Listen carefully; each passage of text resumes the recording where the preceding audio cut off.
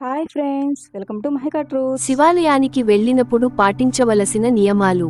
హిందూ ధర్మం ప్రకారం ఏ గుడికైనా వెళ్తూ కొన్ని నియమాలు తప్పనిసరిగా పాటించాలి. దేవాలయం అంటే మనకు ప్రశాంతతను ప్రసాదించే స్థలం.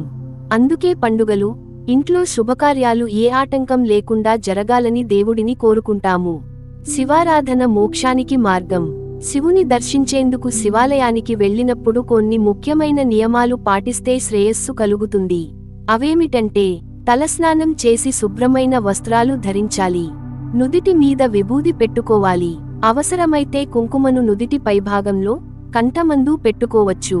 పూజా సామాగ్రి అయిన పువ్వులు, పండ్లు, కొబ్బరికాయ, కర్పూరం మొదలైనవి తీసుకువెళ్ళాలి.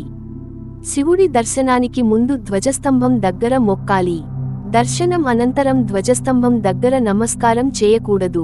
శివాలయంలోకి ప్రవేశించిన వెంటనే నందీశ్వరుడిని దర్శించుకోవాలి. శివలింగం మరియు నంది మధ్య నడవకూడదు లేదా ఆ ప్రదేశంలో నిలబడకూడదు. శివలింగ చుట్టూ లోపల ప్రదక్షిణలు చేయకూడదు. బయట గర్భగుడి చుట్టూ ప్రదక్షిణలు చేయవచ్చు. నందీశ్వరుని తొకను స్పృశిస్తూ శివుని దర్శించుకోవడం వల్ల నంది అనుగ్రహం లభిస్తుందని నమ్మకం ఉంది. నంది చెవిలో కోరికలు చెబుతూ, కుడి చేతిని నంది చెవికి అడ్డంగా ఉంచి మెల్లగా గోత్రం పేరు చెప్పి కోరిక వివరించాలి. తర్వాత శివాలయంలో ఇచ్చిన పుష్పాన్ని నంది దగ్గర ఉంచాలి.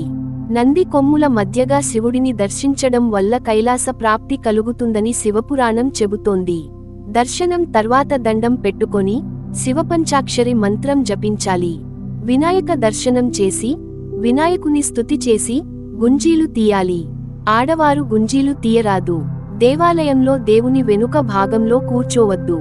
దర్శనం సమయంలో శివస్తోత్రాలు లేదా శ్లోకాలు చదవడం ఉత్తమం. చివరగా 3 ప్రదక్షిణలు చేసి, విభూది పెట్టుకొని బయటకు రావాలి. Thank you for watching.